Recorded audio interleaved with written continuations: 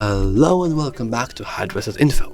In this video, I will show you how to fix touch issues after installing a screen protector on Samsung Galaxy S25 Plus.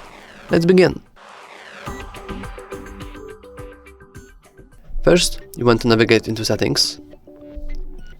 Scroll a little bit until you find Display. Here, you simply scroll down a little bit more until you find touch sensitivity. Now you simply want to enable those, and as you can see, it will increase the touch sensitivity of the screen when you use something called screen protector. So now even if I will hold it, if I will put a little bit of my finger, you can see that it's moving anyway. It's the best option if you installed lately a touch protector and you have trouble, for example, while using your phone, because you have to press your finger very hard in order to actually use it. So that's all for this video.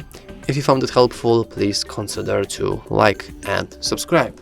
Thanks for watching.